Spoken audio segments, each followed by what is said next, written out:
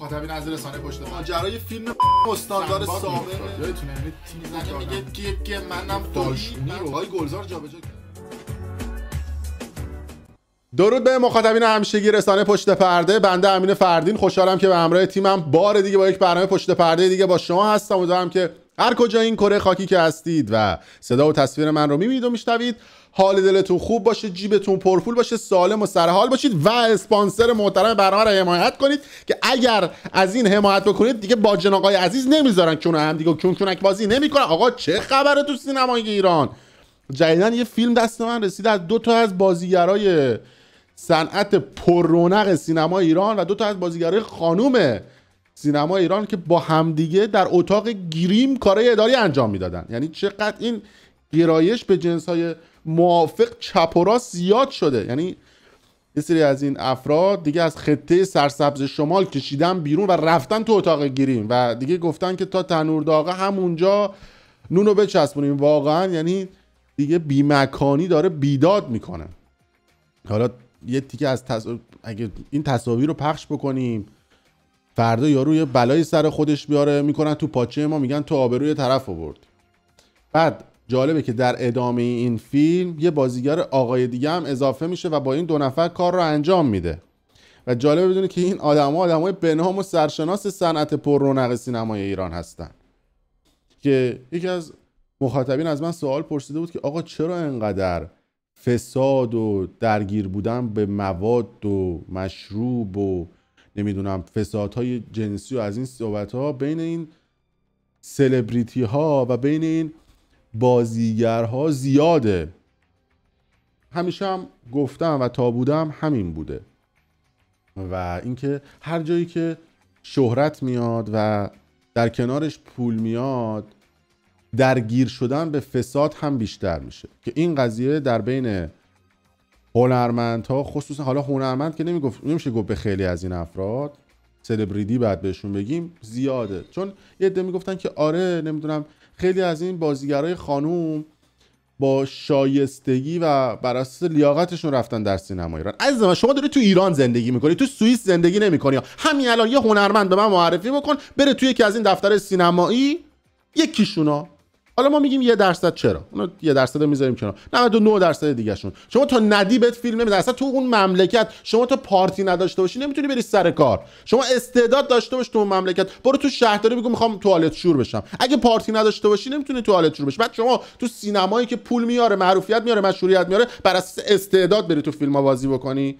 اون سوئیسه که بر اساس استعداد و اون اروپایی که بر اساس استعداد شما میتونی بری یه کاری رو انجام بدی. تو ایران شما بعد یا پارتی داشته باشی، یا لابی بعد داشته باشی، یا دومت بعد به یه جایی وصل باشه، یا باید بسیجی باشی، یا نمیدونم فلانی باشی، یا باید لواط بکنی، یا باید زیر یارو بخوابی که بتونی توی اون سینمای عریض و طویل ایران. یه پیام مهم من برام اومد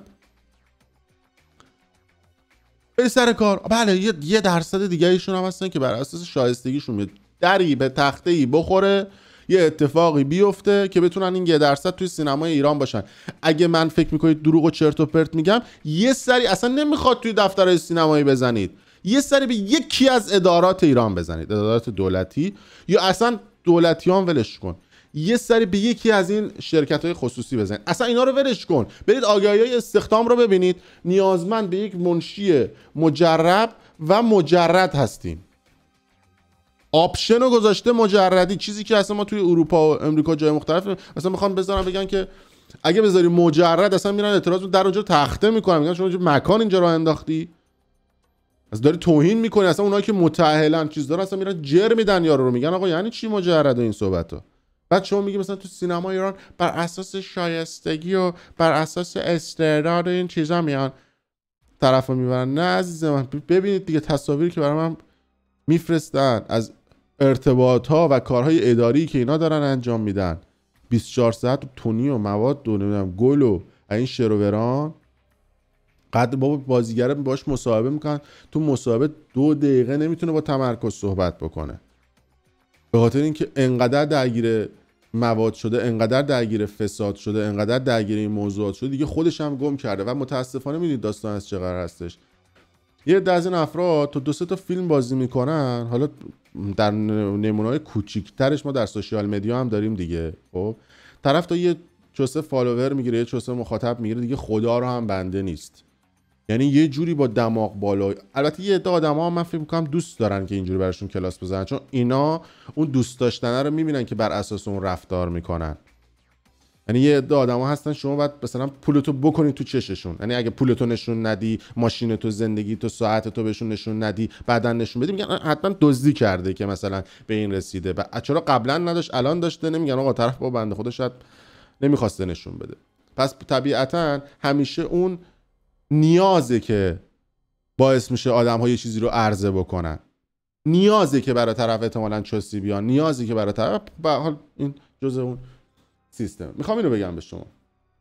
طرف تا یه ذره معروف میشه، یه ذره مشهور میشه، اولا که قربونش برم میخواد تمام فالووراشو بکنه. اون که هیچ.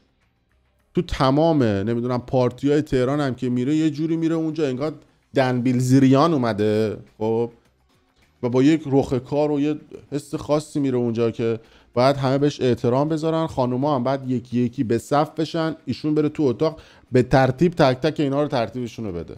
یعنی به همچین نگاهی داره. خب بله، حالا یه عده ممکنه خدا رو قبول نداشته باشن، کارما میگن خدا اونقدر به آدم میده، اونقدر میده، اونقدر میده، اونقدر میبرتت بالا، اونقدر میبرتت بالا که از اون بالا رفتنه شما ناشکری بکنی، از اون بالا رفتنه شما قدر خودتو ندونی، جایگاه خودتو، بعد همش یکی یکی ازت میگیره. حالا چه اون پسر خوب باشه، چه نمیدونم آدم خوب باشه، چه اون دختر، همه پول باشه، همه چی ازت میگیره. اگه قدر ندونی، اگر ناشکری بکنی، این اتفاق برات میفته. تو بازیگرام همینطوریه دیگه. مثلا طرف 2 تا فیلم بازی کرده، حالا مثلا فیلمه به واسطه بازی این خوب شده، بعد همون کارگردانه میاد 2-3 تا دیگه به فیلمش پیشنهاد میکنه، دستمزد رو میکنه 8 برابر، پول رو میکنه 8 برابر، نمیدونم کارا رو میکنه 8 برابر، برای اینکه دیگه رخ کار گرفته، میگه من همه بازیش هم نمیگیره، بعد از صحنه سینما و تلویزیون محو میشه. یا از اون طرف بازیگر خانم بر اساس استعداد و شایستگیش که نیومده بالا، 17 سالشه، 18 سالشه، یه دختر ترگل ورگله، میره دفتر تهیه کننده و کارگردان یارو هم میگه آقا بیا من ببینم استعداد چیه، استعداد و قشنگ میگیره تو دستش، میبینه اوف چه استعدادی داره، بعد این استعداده تبدیل به هنر میشه، اون هنره تبدیل به فیلم میشه و میره توی سینماها یکی پس از دیگری نقش اول بازی میکنه.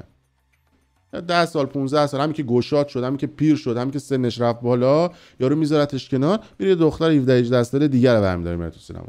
بعد اون آدم یه ذره معروف شده، فالوور گرفته، میگه که من میخواهم برای شما در کمپین آزادی‌های فلان و بیسان و بهمان برای شما یه اعترافی بکنم، از من در سن 18 سالگی سوء استفاده شد. ای بابا، شما موقعی که در پی کشف استعدادات بوده و می‌خواستی تو فیلم‌ها بازی بکنی و معروف نبودی، بقال سر کوچه‌ت هم به زور میشناخته تو، بابات به زور گردنت میگرفت، اون موقع نیومدی افشاگری بکنی به خاطر اینکه عشق بازیگری داشتی.